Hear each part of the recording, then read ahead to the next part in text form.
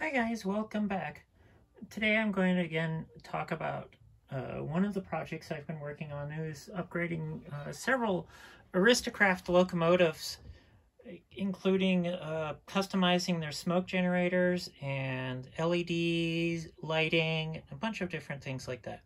For these Aristocrat, I rebuilt the smoke generator, installed a Zimo decoder in them, and added custom LED lighting for them. What they do, and a completely custom sound project actually for the U25B locomotive, and in this particular case specifically the Union Pacific Railroad. So as I start it up, you should be able to hear the locomotive in the background. So we'll move it forward a little bit, and I'll turn on its smoke just so I can start getting some good volume coming out of that smoke. Now, if you notice, on the very nose of the locomotive, the little marker lights are green. The headlights are an LED headlight. And the cab light, which is turned off while it's moving, is also an LED light. And just because I'm just barely moving, the smoke isn't going to produce a whole lot. Now, as I slow down, the smoke will sit there and continually stream very slowly as it's idling. When I bring the locomotive up to speed again, you'll see the smoke will increase the volume.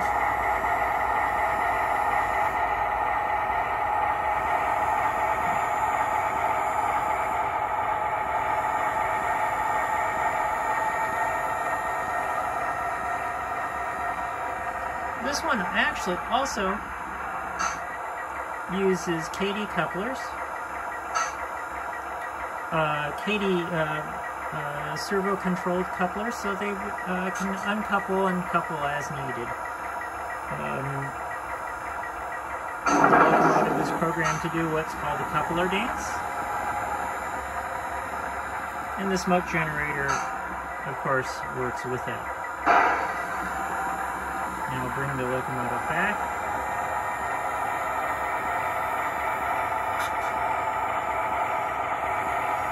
Now I want to point out a couple of things while I'm working on this, or showing you this, without taking it completely apart again. Inside this unit, inside through the screen, you can see some fake engine components. That's actually the fan for the smoke unit.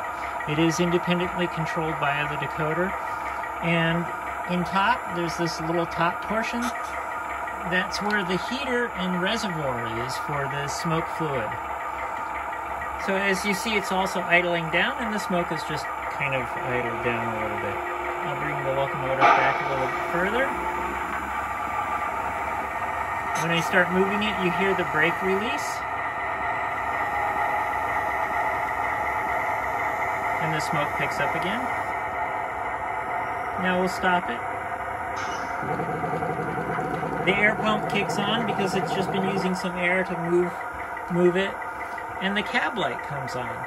It may be difficult to see in that.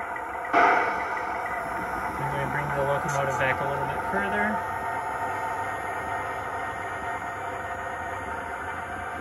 Now,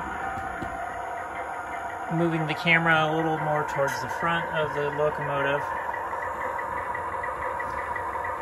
Now we can tell that the locomotive is in reverse in this couple of times because, one, the marker lights in the front here, each of these marker lights is red, and this is the same on, and on the back they're green. So when I reverse or reverse the direction of the locomotive, the headlights come on and the marker lights turn to green. I don't know, again, I don't know if you can see the cab light.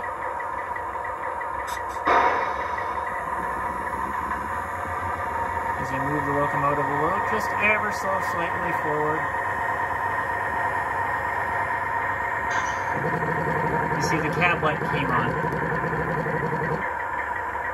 And it's starting to fill in smoke in my little shop here and I am using, for this particular, I am using JT's Mega Steam smoke fluid, and it's a scented smoke.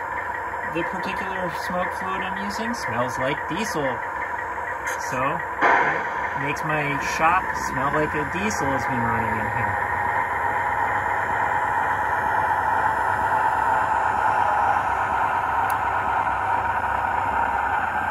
Just turn the camera a little bit.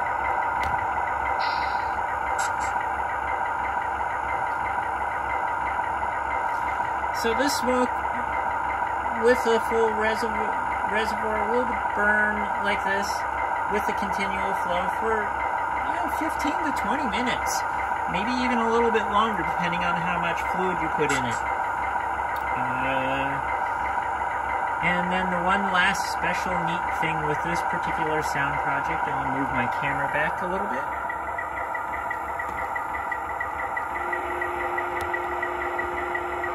Is for my Union Pacific fans and Star Trek fans out there, the voice of the computer, and I can't think of her name offhand, was Gene Roddenberry's wife. Well, for years she also did the voice for the track detectors, and I have added with my sound projects.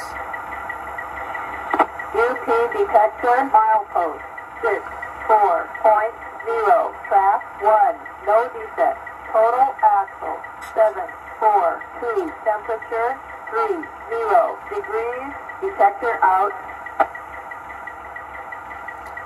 So there you have it. Thank you for watching, and also, let me power the engine down.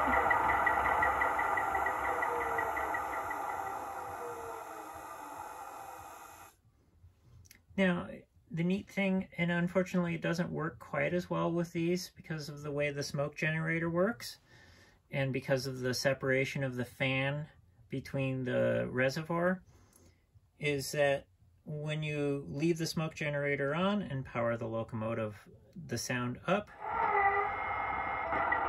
it starts producing smoke.